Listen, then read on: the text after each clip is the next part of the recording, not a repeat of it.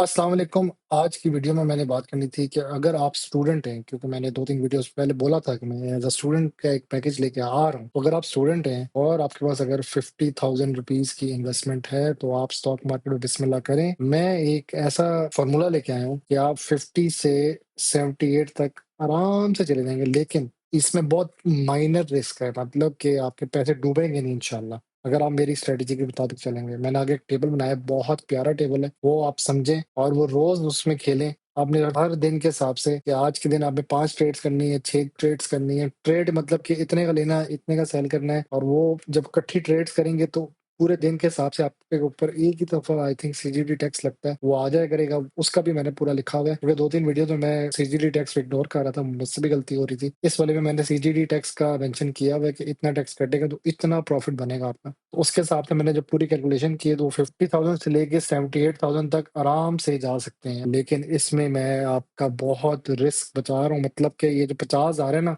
ये मैं इंक्रीज़ ही कराऊँगा मैं, ये डिक्रीज़ नहीं मैं कराऊँगा। तो ये आप मद्देनज़र रखें चीज़। और वैसे अगर आप किसी को दें, तो वो 50,000 ले तो लेगा, लेकिन उसके बाद पता नहीं वो आप वापस भी करता है कि नहीं करता। कल को ये कहेगा यार नुकसान हो गया जी, प्रॉफिट नहीं हुआ मेरा। अक्सर लोग कह देते हैं जी आप दें पैसे मैं इन्वेस्ट करूँगा, कल को कहते हैं जी प्रॉफिट नहीं हुआ, नुकसान हो गया। इसलिए मैं ये कह रहा हूँ, ये चेक कर लें एक दफ़ा फ़ॉर्मूला मज़े का। तो आएँ अगली स्लाइड में दिखाता हूँ। ये मैंने एक ट्रेडिंग प्लान बनाया है। सबसे कॉमन स्टॉक जो है, जो पब्लिक के पास बहुत ज़्यादा है, वो मैंने रख लिया है, वो ये है WTL। ये अच्छा स्टॉक है। इसकी अभी जो रिसेंट प्राइस चल रही है, वो इसी के अराउंड फिर रही है, 1.42 से लेके 1.52 के बीच में। तो मैंने इसकी एंट्री प्राइस रखी हुई है कि 1.42 से लेके 1.52 के आस-पास आपने बाय करना है स्टॉक को। और उसका जो T1 है ना, T1 का मतलब है यहाँ पे टारगेट। उसका जो टारगेट है पहला, जैसे ही 1.6 टच करेगा, आपने क्या करना है, 15% जो है ना अपनी सेल कर देनी है। ठीक है? एक चीज़ याद रखना, ये 50,000 है ना, तो इन सब में आपने अपना 10-10 हज़ार डाल देना है। 10,000 इन सब में डाल देना है। ठीक है? दूसरी बात मैं बता दूँ इसमें, ये जो टर्म्स है ना, स्टॉप लॉस, सपोर्ट और रेजिस्टेंस, इसका मैं आपको पहले समझा देता हूँ। स्टॉप लॉस क्या होता है कि अगर ये जो प्राइस है ना 1.48 से लेके 1.52, अगर 1.48 से भी ड्रॉप होगी प्राइस नीचे की तरफ, तो मैंने लिमिट लगाई भी 1.42 तक ना इसको जाने देना है। उससे भी अगर नीचे गई ना, तो मेरा सेल कर देना, क्योंकि यहाँ पे एक सपोर्ट है इसकी 1.45, ये इसकी लास्ट एज है। इसके बाद अगर ये नीचे चला गया ना, सपोर्ट क्रॉस कर गया, जिस तरह ये होता है ना, ये इसकी लास्ट सपोर्ट है। इसको भी अगर क्रॉस कर गया ना, तो ये फिर और नीचे चला जाएगा, फिर ये हेवी सेलिंग हो जाएगी। तो हमने वो सपोर्ट को बचने के लिए हमने एक लास्ट स्टॉप लॉस लगाया हुआ है 1.42, ताकि आपका जो 50,000 का जो 10,000 लगा हुआ है 10K, वो ज़ाया मत हो। मतलब वो 9K ना हो, हम कोशिश करें कि आपका वो 10,000 बच जाए जो स्टॉक में आप डालेंगे। और हमने एक अच्छा काम किया है, हमने एक रेजिस्टेंस लगा दी है। हमें पता है कि इसने इंक्रीज़ करना है, ये इसका टारगेट है, सेलिंग टारगेट 1.6 और 1.65। मतलब यहाँ पे 15% आप 1.6 पे बेचें, अगले 25% आप 1.65 बेचें। अगर तो ये आगे निकल गया, 1.7 इसकी जो रेजिस्टेंस है उससे भी ऊपर जा रहा हो, फिर आप क्या करेंगे, जो आपने 15 और 25 तो बेच दिया, आपने 50% बेच दिया अपना, 40% आई थिंक। अगले जो 60% है, फिर आपने इसके हिसाब से चलना है, क्योंकि वो जो आप 1.70 है, वो आपका घूम के अगली सपोर्ट बन जाएगी, और उससे आगे जो रेजिस्टेंस होगी वो 1.85 हो जाएगी। तो फिर आपने उसके हिसाब से फिर खेलना है। लेकिन मैं क्या करूँ कि मुझे पता है कि एकदम से इस तरह नहीं जाता, क्योंकि ये एक बहुत हैवी किस्म का स्टॉक है, फ्री फ्लोट स्टॉक है, इसमें इतनी ज़्यादा स्विंगें आती तो हैं, लेकिन इतनी प्राइस स्विंग नहीं आता। तो ये इधर ही घूमता रहेगा, 1.48 से लेके 1.65 के बीच में घूमता रहेगा। उसके हिसाब से मैंने इसकी ट्रेडिंग का बताया हुआ कि आपने इसको 3 दिन इसमें ट्रेड करना है और 3 दिन में खेलते रहना है इसके साथ। और ये लिखा हुआ मैंने, रिस्क इसका 1:3, रिवॉर्ड 3 गुना है और रिस्क 1 गुना है। मतलब कि आप एक दफ़ा शायद फेल हो जाएँ, आपका अगर आप प्रॉफ़िट में ना बेच पाएँ स्टॉक, लेकिन आपको 3 दफ़ा प्रॉफ़िट में ही बिकेगा, क्योंकि वो प्राइस जा रही है। As I told many times कि ये स्टॉक 2 की तरफ जा रहा है, तो ये 1.48 से 1.65 के बीच में स्विंगिंग कर रहा है। WTL की स्टोरी बता रहा हूँ, यहाँ पे खा भी देता हूँ। टॉप एक्टिव स्टॉक्स में ना ये WTL अभी भी जोश में है, 1.53 के पास है, और अभी ये -3.16 के पास खुला है ना, मतलब जब ये इस तरह रेड हो जाए ना, तो नॉर्मली क्या होता है 1.48 के आस-पास ये खुलेगा, तभी मैंने यहाँ पे 1.48 लगाया है, ठीक है? दूसरी मैं एक चीज़ बता दूँ, इसके आगे मैंने एक प्लान लिखा है कि इसको बाय कब करना है। सुबह के टाइम ना 9:30 बजे ना मार्केट खुलती है, दफ्तर खुलते हैं, बिस्मिल्लाह होता है, बटन दबा दिया जाता है, चलो जी स्टॉक मार्केट शुरू हो गया। आपने क्या करना है, प्री मार्केट के टाइम ना एक तो गैप्स चेक करने हैं WTL में कितनी फ्लक्चुएशन आ रही है, क्योंकि सुबह के टाइम अचानक ना इसकी प्राइस में ना अजीबो-गरीब किस्म का एक फ्लक्चुएशन आता है। ये 1.48, 1.49, 1.45, फिर एकदम से 1.51, ये ऐसा फ्लक्चुएट करेगा। आपने वो चेक करना है उसका टाइम मैंने यहाँ मेंशन किया, मैं 9:15 से लेकर 9:30 कह रहा हूँ, जब मार्केट खुल रही होगी। उस दौरान आपने ना उसका गैप चेक करना है कि किस टाइम आपने ना डब्ल्यूटीएल को बाय करना है। और मैंने एक दूसरा स्टॉक मेंशन किया, वो कोसम है, वो भी दिखा देता हूँ कोसम की क्या स्टोरी है। कोसम जो है ना, वो कोहिनूर स्पिनिंग मिल्स है, ये अभी बहुत हैवी ड्रॉप हुआ है। एक चीज बता दूं, स्पिनिंग मिल्स अब जितनी भी मिलें हैं ना टेक्सटाइल मिल, वो उठ रही हैं, लेकिन ये एक वक्री किस्म की मिल है जो अभी ड्रॉप पे जा रही है। और 8 में जब जंग हुई थी तो 3.94 तक गई थी, तो ये हाफ थी, अब उसकी डबल हो गई है। तो अभी ये ड्रॉप पे है, मतलब ड्रॉप क्या मतलब, इसके प्राइस में कम आया हुआ है। लेकिन एक चीज आपको बता दूं कि ये एक 7.48 का वापस ड्रॉप हुआ हुआ स्टॉक है, और ये खुलेगी 5 के आसपास। तो अभी मैंने इसका ना यहाँ पे इधर एक 6.25 6.35 का स्टार्टिंग पॉइंट रखा हुआ है। अभी यहाँ 6.39 है ना, इसने माइनस, इससे माइनस करो ना ये नंबर, तो इन दोनों के बीच का नंबर फिर आएगा। तो वो मैंने यहाँ पे इसकी एंट्री प्राइस रखी हुई है। उसका फिर मैंने आगे इसका वो भी रखा हुआ है कि अभी रिसेंट प्राइस तो ये 6.77 तक चल रहा है। मैंने ये रखा हुआ है कि अगर ये 6.25 से 6.35 का आपने बाय तो कर लिया, आपने सेल प्राइस जो है ना वो ये रखनी है। यहाँ पे मैं सेल लिख देता हूँ एडिट करके, ये सेलिंग प्राइस रखनी है। 6.7 पे जाएगा तो आपने उसी तरह अपना 15% आपने क्या करना है, इस पे तो बाय कर लेना है। 9:30 पे सुबह मार्केट खुलेगी, थोड़ी सी फ्लक्चुएशन होगी प्राइस में, आपने ये उठा लेना है इस रेट पे, 25 या 35 के बीच में उठा लेना है आपने। सेल जब ये थोड़ा सा ना मार्केट में एक जोश आता है, एकदम से यूं करके उठती है मार्केट एकदम से, वो 4-5 बड़े स्टॉक्स चलना शुरू होते हैं ना, वो है में व्हील दिखाया था मैंने, वो फिर मार्केट चल पड़ती है, वो सब फिर बैठ जाते हैं उस कश्ती में, चला आओ जी आज मार्केट उठेगी। तो अब ये इसकी प्राइस ना 3.5 से लेके 7 तक चली जाएगी, 0.7। और अगर तो उससे ज्यादा इंक्रीज किया तो 7.00 तक भी जा सकती है। आपने क्या करना है, जब 7 तक जाएंगे ना, 0.7 तक, 6.70, तब आपने अपना 10% सेल करना है बस, उससे ज्यादा नहीं करना। क्योंकि आपको भी अब एक फोमो होगा, यार 7 पे चले गए तो ज्यादा बेचना देगा। तब आपने जब 7 पे जाएगा ना, तब आपने इसको 15% बेचना है। मतलब ये एक लिहाज से आप 25% अपने स्टॉक को बेच चुके होंगे। फिर वही आगे कहानी कि अगर इसने 7.2 ब्रेक किया तो फिर ये और इंक्रीज करेगा, फिर आपके पास 75% रह जाएगा, उसमें से फिर आपने उसी तरह ही खेलना है। 10% पहले बेचना है, 15% बाद में बेचना है। अब ये स्टूडेंट्स को मैं क्यों ट्रिक बता रहा हूँ, क्योंकि स्टूडेंट्स को होता है कि जी हमारे पास सिर्फ 50,000 रुपए हैं या 10,000 रुपए हैं, हम कहाँ से खेलें। तो ये सारे स्टॉक्स जो है ना, ये 10 से 20 की रेंज के स्टॉक्स हैं। ये जितने भी स्टॉक्स की प्राइस है ना, 10 से 20 की रेंज के स्टॉक्स हैं, इसलिए मैंने इनका मेंशन किया। मैं कहा यार छोटे स्टॉक हैं, नुकसान हुआ भी तो आपको फील नहीं होगा। अगर मैं कहता जी नहीं जी यूपीएल उठा लो, वो 290 के पास चला गया, कल को वो ड्रॉप होता 270 का वापस आया था, फिर आपको यार 20,000 का डायरेक्ट नुकसान होगा। 50,000 डाला था जी, 30,000 रह गया। इधर ये है ना कि ये फील ही नहीं होगा नुकसान है इसमें आपको। और ये कॉइन और स्पिनिंग मिल का 1:2.5, अब रिस्क जो है ना इसमें 1 है, और रिवॉर्ड जो है वो 2.5 तक रखा हुआ है। मुझे पता है कि इसने उठना ही है, तो मैंने उसके हिसाब से कैलकुलेट किया, तो 2.5 के हिसाब से आपको रिवॉर्ड ही मिलना है, फायदा ही होगा आपको इंशाल्लाह, टेंशन नहीं लेने का रे। एक और चीज इसमें ना यहाँ पे लिखी हुई रीजन कि क्यों हाई वॉल्यूम ओवर, इसके अंदर बहुत हैवी किस्म का वॉल्यूम आ रहा है। जब इस तरह का वॉल्यूम ऐड हो ना, तो ये जो प्राइसेस होती है ना, इसमें ये जंप आता है और वो इधर तक पहुंचेगी इंशाल्लाह। ठीक है, मैं ये पहले बताता हूँ। और एक और चीज आ रही है, जब स्टॉक में इस तरह रेड आए ना, तो अगले दिन लाजमी नहीं रेड ही आएगा, अगले दिन ग्रीन भी आ सकता है। अब आपको मैं एक चीज दिखा भी देता हूँ। आप एक काम करें ना, इधर अपना एक तो अकाउंट बना ले इस investing.com में, और यहाँ पे देखें इस स्ट्रॉन्ग बाय का सिग्नल ऑलरेडी मिल चुका है। इधर पहले मेरी ना भी सुने, वेबसाइट से डाटा लिया आपने, वेबसाइट देख ली कौन सी स्टॉक्स क्या कर रहे हैं, टॉप एक्टिव स्टॉक्स देख ले, यहाँ पे जाके ना टॉप एक्टिव स्टॉक्स देख लिया, इनके नाम लिख लिख के ना, ये जो है इधर वाले और इधर वाले, ये भी लाजमी चेक कर लेना। इसमें सेटअप बहुत हैवी किस्म लगा होता है। इन दोनों को ना एटलीस्ट सर्च करना एग्जैक्ट यहीं पे, ठीक है। ये ना एनालिस्ट, यहाँ पे कोई 10,000 एनालिस्ट बैठे होते हैं, वो अपनी प्रिडिक्शन दे रहे होते हैं, और ये इनका एआई भी ना फिर वो अपना आंसर और उनका आंसर लेके ना फाइनल कहते हैं यार ये उठेगा कि नहीं उठेगा। अब इसने कहा स्ट्रॉन्ग बाय, मतलब कि एक पॉजिटिव साइन दिया है कोई नोट स्पिनिंग मिल ने। अभी तो ये लग रहा है कि ये रेड कैंडल आई है, लेकिन याद रखना जब इस तरह का कैंडल का सीन बन जाए ना ग्रीन के साथ रेड, तो अगली फिर एक हैवी किस्म की ग्रीन बनने की कोशिश करती है, क्योंकि अब सबको पता है कि सेलिंग हुई है, तो कहेंगे यार अब बाय हम भी कर।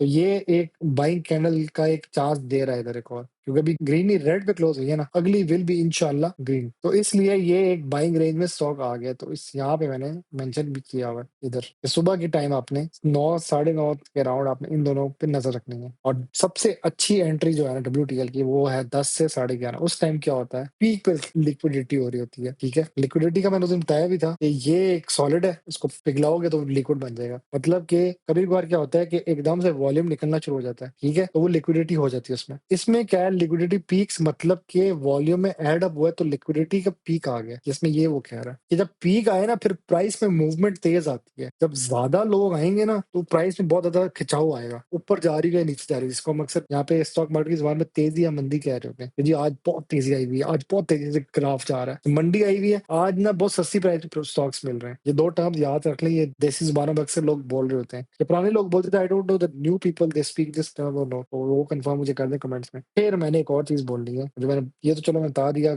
इन दोनों स्टॉक्स का। यार बीओपी का ना वैसे हमसे भी मिस हुआ, मेरे से स्पेशली 9 रुपए का था, मैंने नहीं लिया। मैंने वीडियो तो बना दी कि जी लेना चाहिए, लेकिन उस वक्त मेरे पास पैसे नहीं था, सही बात तो 9 के अराउंड जब आया था तब लिया नहीं। अब ना ये बीओपी ये अब अगला जो है ना 11 से 12 की तरफ जाने का मूड बना रहा है, और इसके जो बैरियर है ना 11.80, ये अगर ब्रेक हो गया ना तो ये फिर शूट करेगा 12 से 13 तक। तो अभी भी एक बात तो ये बाइंग रेंज में आ रहा है, ये जो स्टॉक है ना ये बाइंग रेंज में आ रहा है। आप इसमें चलो अगर ज्यादा पैसे वाला बंदा वो आराम से 1 लाख डाल ले चुप करके इसकी, क्योंकि जो क्लोजिंग अगले साल आनी है ना फरवरी के राउंड ये 1.5 रुपए देता है आपको। और अगर तो 9 का मिलता है तो बहुत ही अच्छा स्टॉक है, अगर 8 का मिले तो मैं कहता हूँ गोल्डन अंडा है। मतलब आप 8 लाख डालोगे ना स्टॉक पे, अगर आपको हर साल के हिसाब से ये देगा आपको 1.5। मतलब अगर आपके पास 8 लाख है, मैं यहाँ पे कैलकुलेटर करता हूँ क्योंकि मेरा दिमाग कभी कभार इतना तेज नहीं चलता। आप एज्यूम करें 8 रुपए की स्टॉक की प्राइस है, ठीक है, और आपने 1 लाख इन्वेस्ट किया स्टॉक पे, आपने 1 लाख को डिवाइड किया 8 से, आपके पास आगे 12,500, ठीक है। अब इसने दिया उस दिन डिविडेंड 1.5, फरवरी आ गया जी ये प्राइस, ठीक है। इसको अब आप मल्टीप्लाई करेंगे 0.85 से, पाइलर हैं अब आप 15,937 जो है आप 1 लाख डालेंगे, ठीक है, प्लस 15,000 ये आपका डिविडेंड भी अब आ चुका है।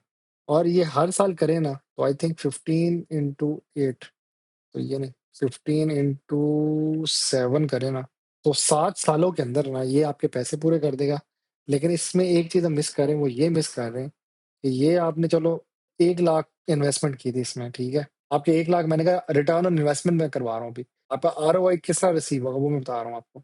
आपने 1 लाख डाला और आपने हर साल आपको 15,000 इसका एक लिहाज से डिविडेंड आता रहा, ठीक है, एक चीज। दूसरी चीज इसमें की प्राइस में जब इंक्रीज भी आया तो आपने 50% सेल भी करना है, ऐसा जो मैं स्ट्रेटेजी पिछले एक वीडियो में बताई थी जो आप लोगों को बड़ी पसंद आई है। जब भी प्राइस में एक शूट करेगा ना, यहाँ पे आप शूट दिखाता हूँ आपको, यहाँ पे मैं एक चीज दिखाता हूँ कि जब भी प्राइस में शूट करेगा ना ये 13 तक जाएगा तो आपने अपना 50% सेल करना है। तो जो आपका 1 लाख पड़ा हुआ उसमें आपने 50%, आपने 50,000 के जो स्टॉक है वो सेल करने हैं। तो 8 से जो 5 का जो गैप आ रहा है ना, मतलब आपको एक 50,000, आपको 5,000 का एक पॉजिटिव प्रॉफिट नजर आ रहा है इसमें।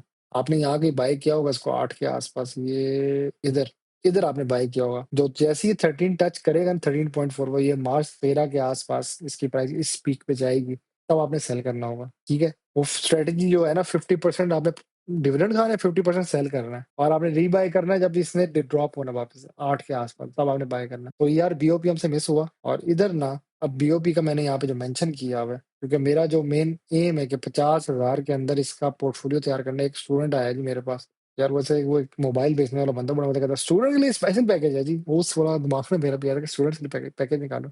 अभी भी आप वैसे बाय कर लें ये, अब जा तो रहे हैं। मुझे किसी एक 40 साल का एक्सपीरियंस वाले बंदे ने कहा स्टॉक मार्केट की इसकी जो अपकमिंग प्राइस है ना वो 50 के आसपास जाने का मूड बना रहा है। मैं कही इसकी जिंदगी ये इतनी लंबी नहीं जितना आपने ये बात कर दी कि 50 तक जाएगा, तो हंसने लग गया। तो मैं इसका एक चीज कंफर्म करने लगा आपके सामने सरमाया की वेबसाइट से, वो ये है कि इसकी पिछली जिंदगी में 20 सालों में इसकी क्या प्राइस चल रही थी, वो मैं अब आपके सामने चेक करूंगा। एक टोटल 20 साल का इसका जो स्पैन था उसमें से क्या निकाला है। माशाल्लाह भाई साहब, एक ख्वाब है जो हमें अब पता लगा है, जो मुझे भी आपके सामने भी पता लगा है। बीओपी की सन 2006 में 124 भी प्राइस, 115 भी थी। जिस बंदे ने यहाँ लेके इसको उम्मीद लगाई थी कि और 130 तक जा रहा हूँ, तो वो गिरता गिरता इधर आ गया। अब मैं इसके बारे में एक रिसर्च करूंगा कि ये यहाँ से, ये तो मुझे पता है सन 2007-8 में एक दुनिया का क्रैश आया था स्टॉक मार्केट का, सारी मार्केट गिरी थी। तो ये आगे से इसने रिकवर क्यों नहीं किया अपने आप को। तो मेरे जो साहब ने कहा है कि ये 50 तक जाएगा,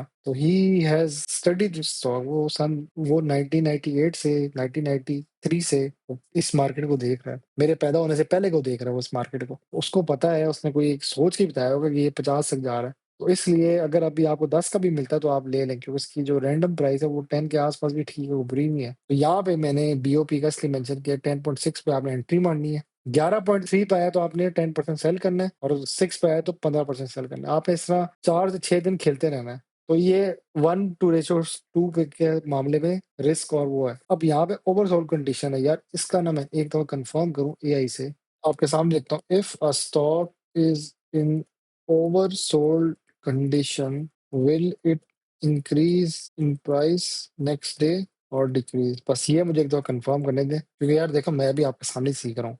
हर चीज़ मुझे पता नहीं है, मेरी हिस्ट्री और मेरी मेमोरी बहुत तेज़ है, but some things I really want to know. उसने कहा oversold is usually identified by technical indicator, जो वो रिलेटिव स्ट्रेंथ इंडेक्स है। अब ये कहानी नहीं समझा रहा, कहता है प्राइस इंक्रीज़ हो सकता है और डिक्रीज़ भी हो सकता है, दोनों से बता दिए। कहता है ओवरसोल्ड कंडीशन में एक चीज़ होती है कि बायर जो है ना लाज़मी एंट्री मारता है, तो ये अब मुझे समझ आ गई कहानी वो कहना क्या चाह रहा है। एक चीज़ है ये, 1 दिन के हिसाब से ना इसने, समझो मैं प्रोड्यूस कर रहा हूँ 100, ठीक है? मैंने सेल कर दी है 150, जिस तरह फाइलें नहीं होती प्रॉपर्टी की, आपने ना 150 सेल कर दी। अब असल में वो 100 है, तो आपने वो जो 50 है उसका क्या हिसाब करना है? तब क्या होता है, अब न्यू बायर एंट्री मारेगा, कहेगा यार फाइलें सस्ती हो रही हैं जी, आ जाओ जी आ जाओ। तो वो एक, इस मामले में ना entry of the buyers increase हो जाती है।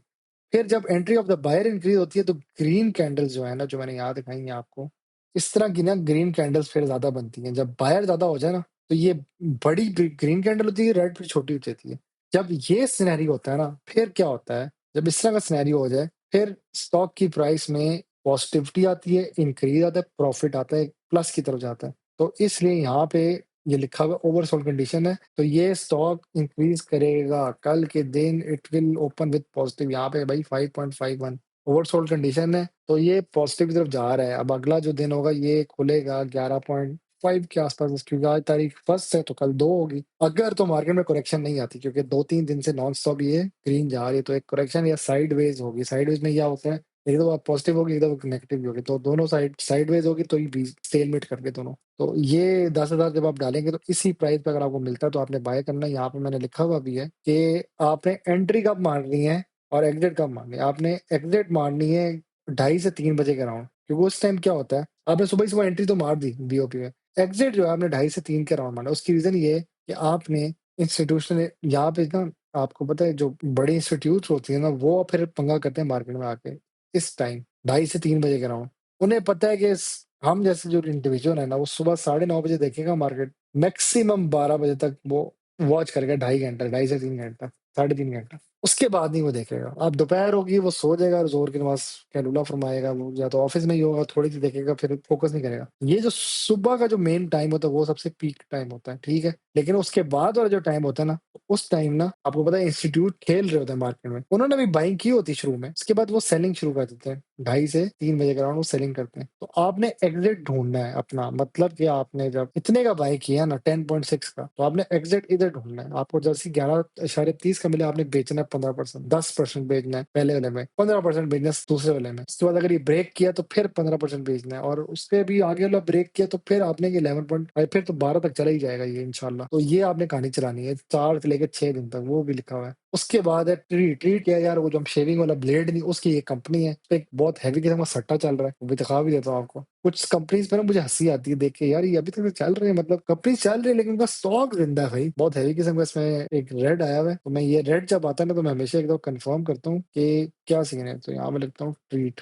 तो लास्ट कैंडल वाज रेड, जब इस तरह की रेड आ जाए तो भाई वो एक इंडिकेटर आ जाता है जी सेल करो। उसने वैसे एक बात बता दी कि operate with significant debt burden, तो उसने ओवरऑल बता दिया कि इस कंपनी कर्जे में डूबी हुई है। अच्छा एक काम बता दूं आप लोगों को, बड़े मजे की चीज है, जब कंपनियां कर्जे में डूबी हो ना तो वो बहुत हैवी चलती हैं। अब आपको पता है हैजकॉल चली गई है तकरीबन पाकिस्तान से, मतलब है लेकिन उस लिहाज से नहीं, तरह चलना चाहिए था। उस्ताद जी इस स्टॉक पे इतनी कोई हैवी किस्म की बाइंग सेलिंग हो रही है, इसका आप अगर यहाँ पे देखो ना, मैं यहाँ पे 5 घंटे का निकालता हूँ, buying selling buying selling buying selling buying selling buying selling, ये पता नहीं कैसे बन रहा है इसका ग्राफ। इधर ना आपको पता है वो जो बैठ के फ्यूचर बता रहे होते हैं ना, टेक्निकल एनालिसिस करे, प्रेडिक्ट कर रहे हो तो फ्यूचर में क्या होगा, वो भी सही नहीं बता पाते। इसलिए इधर ना इस तरह का फिर ऑसिलेटर इधर कहता है न्यूट्रल, ना ये बाइंग के जोन में आ रहा है ना ये सेलिंग जोन में जा रहा है, ये दोनों जोन से आउट हो रहा है, तो भाई ये न्यूट्रल है। वो हार मान जाते थे, उसने ऐसे हाथ जोड़ लेते, जब ये लाइन सीधी आ जाए ना समझो उसने हाथ जोड़ लिया, बस भाई मुझे नहीं पता क्या होने लगा। तो ये स्टॉक ना हैस्कॉल की मैं मिसाल दे रहा हूँ कि ये एक लिहाज से कंपनी चली गई है पाकिस्तान से, अल्लाह हाफिज हो गया, इसका इतना सिस्टम नहीं रहा। लेकिन पाकिस्तान अवाम जो है ये लोग क्या करते हैं, इस स्टॉक को इतना चुक देते हैं कि यार बंदा कहते हैं यार ये लिया क्यों नहीं, ये 3-4 रुपए का था। इसके बारे में मुझे याद है एक दफा ना टिप भी आई थी कि जी हैस्कल उठा लेना, 3-4 रुपए का था उस टाइम, ये जाएगा जी 9 रुपए तक। हमने कहा इससे बड़ा कोई अक्लमंद इंसान नहीं। यार वो पता नहीं उसकी प्रेडिक्शन ठीक थी। अब आपको पता है, अब बचपन से सुनते भी आ रहे हैं, अच्छा ये एनसी भी लगा हुआ है, नॉन क्लियर्ड, इसके पैसे नहीं गवर्नमेंट को क्लियर किए। गवर्नमेंट ने क्वार्टरली चेक करना होता है ना क्या हिसाब चल रहा है, तो ये एक लिहाज से रेड जोन में है। इसके ना मुझे याद है एक कहानी है बचपन की, सुनता आ रहा हूँ, पता नहीं सच है कि आप लोग कमेंट में बताएंगे मुझे। मैं आप लोगों से पता है कि बार बार कंफर्म करता हूँ क्योंकि कुछ चीजें मुझे भी कंफर्म नहीं होती, मैं फिर कंफर्म करवाने के लिए आप मुझे कमेंट में बताएं कि कराची के जो बिजनेसमैन है ना वो कंट्रोल करते हैं स्टॉक मार्केट को। वो 20-25 फैमिली हैं, वो मिल के ना प्लान करते हैं यार आज ना इस स्टॉक को उठाते हैं, लगा दे पैसे, चलो जी लगाओ। अब अच्छा वो करोड़पति लोग हैं, हम कहते थे सियालकोट फैसलाबादी बिजनेसमैन वाले, लेकिन कराची के जो सबसे बड़े ताजर बैठे हैं ना वो खेलते हैं मार्केट में। इस्लामाबाद वाले तो प्रॉपर्टी में बेचारे फंस गए, ये जो कराची की अवाम है ना ये लोग खेलते हैं। अब ये एक स्टॉक था जो मैं बता रहा था, ये 3-4 रुपए के आसपास था। ये इधर इस टाइम पे मेरे अब्बू ने मुझे कहा था एस्क्रो उठा ले, इसमें कोई मुझे लग रहा है कुछ करेगा।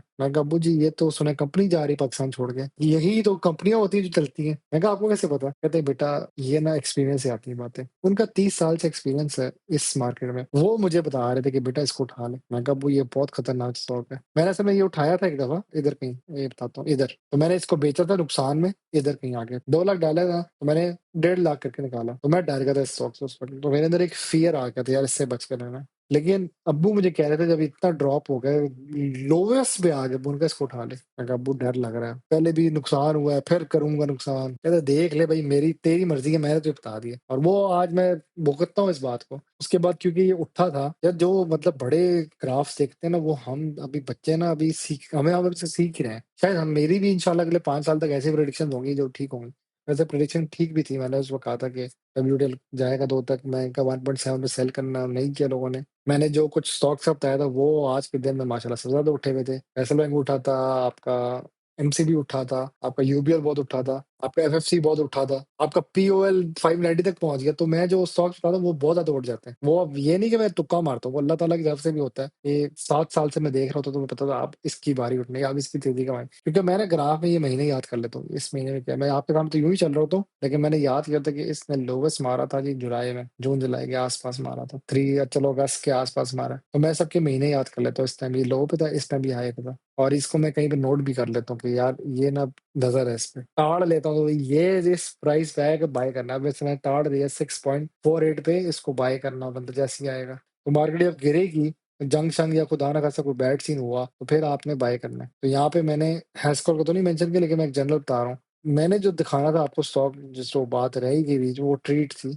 कि ये एक सट्टा स्टॉक है, लेकिन ये अभी तक से माशाल्लाह चल रहा है। तो मैं ट्रीट का देखूं यहाँ पे, ट्रीट पे अभी 2 रेड कैंडल्स आई हैं, लेकिन इधर टेक्निकल एनालिसिस कर इसको बाय करो। और वो ये बता रहे कि ये कर्जे में डूबी हुई है, इसमें अच्छा खासा सिग्निफिकेंट डेट का बर्डन है इसके ऊपर, और ये कंपनियां खतरनाक तो हैं लेकिन आप खेलेंगे तो आपको मजा आएगा। स्टूडेंट जो होता है ना वो खतरों का खिलाड़ी होता है, कहते हैं यार देख लेंगे, डालते हैं 10,000, उठा ठीक है, नहीं उठा बैठे रहेंगे, तो कोई बात नहीं, बिस्मिल्लाह करो इन स्टॉक्स में। तो ये वो स्टॉक है। एक और स्टॉक है जिसका मुझे यकीन नहीं आ रहा कि वो 10 तक पहुंच गया, और वो मैं यहाँ सर्च भी कर रहा, तो ICIBL, अगर तो ये कल उठ रहा हुआ तो मैं इसको और बाय करूंगा। मैंने इसको बाय करना है, लेकिन मुझे एक दफा कंफर्म कर दो ये किधर की तरफ जा रहा है। यार ये सबको ही कह रहा है बाय करो, इसने इसको भी कह दिया बाय करो, क्योंकि द ग्रीन कैंडल्स कितनी है भाई, ये कल भी कैप पे खुलेगा। मुझे सिर्फ डर इस बात का, ये अगर सेल ना हुआ ना, मैं अब कल ब्रोकर को फोन करके सिर्फ ये कंफर्म करूंगा कि ये बाय करूं कि ना करूं, क्योंकि मैंने कल अपने कुछ 20-30 हजार रुपए बिस्मिल्लाह करने कहीं पे, तो मैं सोचा था कि इनमें से कोई स्टॉक उठा, क्योंकि ये 1.4 का था यार, 16 तारीख 5 को इसकी जो प्राइस थी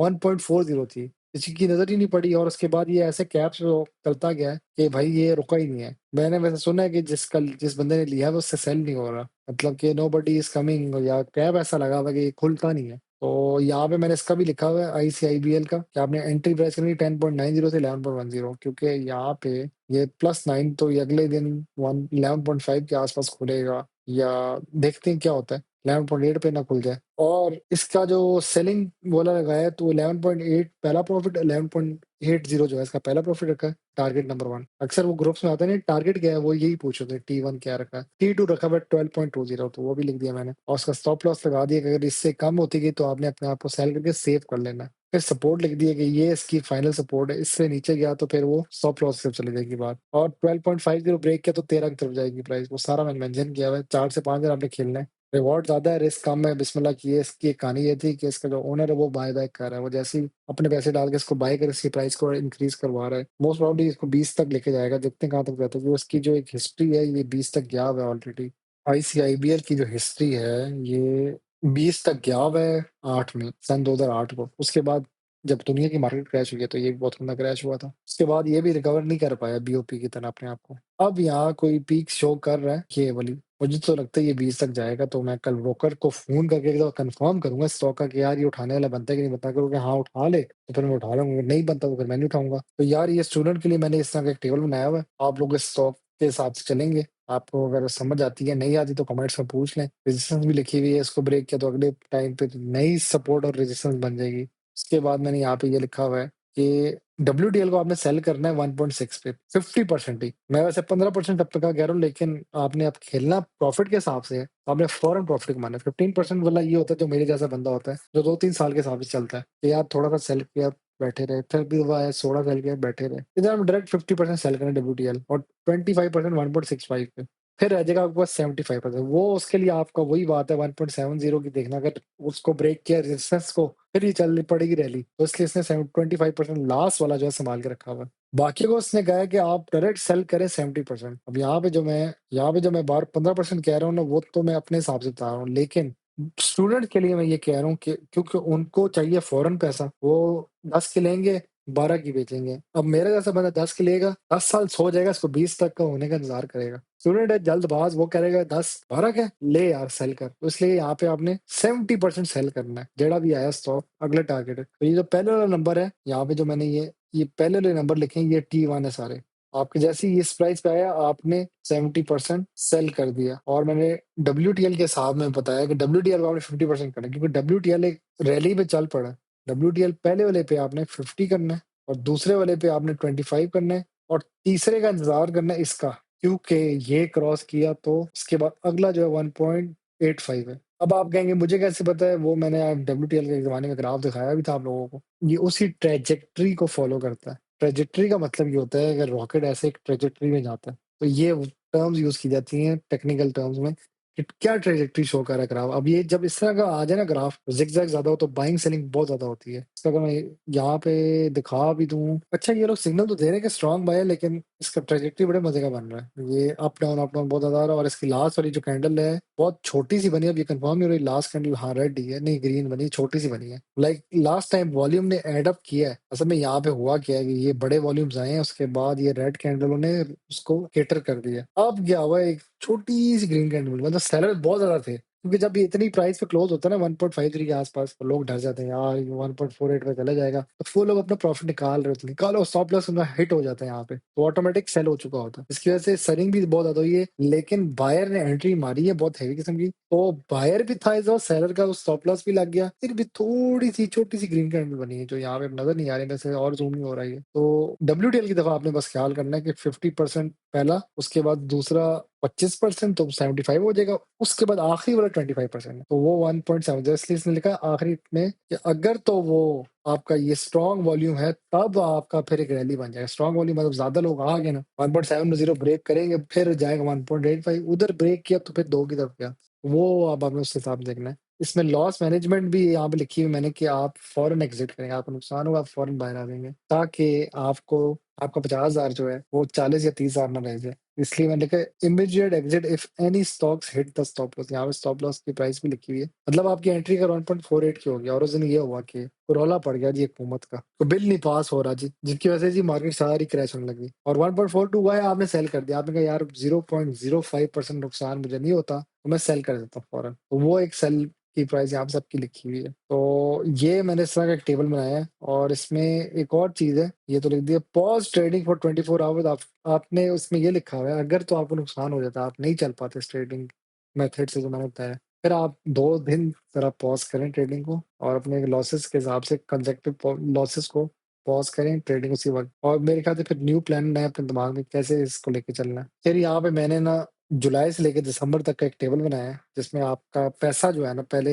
महीने 50,000 ही होगा जब आप इन्वेस्ट करेंगे और आपकी एक एवरेज ट्रेड पर वीक आप रोज़ के हिसाब से भी देखें तो आप एक ट्रेड करके खुश हो जाएँगे। फिर वो प्राइस चलती जाएगी ऊपर, अगर आप छोटी-सी एक और ट्रेड करेंगे, तो वो उस हिसाब से मैंने 5, 6, 7 हर महीने के हिसाब से लिखा हुआ है। कि आपका जब बजट में इंक्रीज़ आया तो आपके ट्रेड में भी इंक्रीज़ आया। तो वो एक कौन उसके हिसाब से प्रोपोर्शनली इंक्रीज़ हो रही है और यहाँ पे आपके प्रॉफिट आफ्टर टैक्स भी आ रहा है। मतलब आप अगर टैक्स हटा दो ना तो ये 56 तक जा रही थी बात, लेकिन अब वो टैक्स लगना है कि जी गवर्नमेंट का रूल है, सीजीटी टैक्स लगना था, वो सारे टैक्स भी लिखे हुए हैं यहाँ पे। कल को मेरा अगर फाइलर वाला मुझे जो लॉयर है वो कहे जी, और अगर इस तरह का टेबल मेरा बनाओ पोर्टफोलियो में, कहेगा जी आपका कितना बनता था प्रॉफिट वगैरह, तो मैं दिखा दूंगा जी ये प्रॉफिट विद टैक्स मैं गवर्नमेंट को भी दे रहा हूँ। आप अभी ये क्लेम करें इनको, अपने फाइलिंग वाले को, वो फिर वो समझ जाएगा कहानी मेरी। इस स्ट्रेटेजी से आप एक लिहाज से 77% एड अप हो जाते हैं और 38,500 के अराउंड आपका एक प्रॉफिट बन जाता है 6 महीने के हिसाब से। ये स्ट्रेटेजी अगर आप एग्रेसिवली खेलें रोज के रोज तो ये 38,500 के बजाय 3,85,000 भी बन सकता है।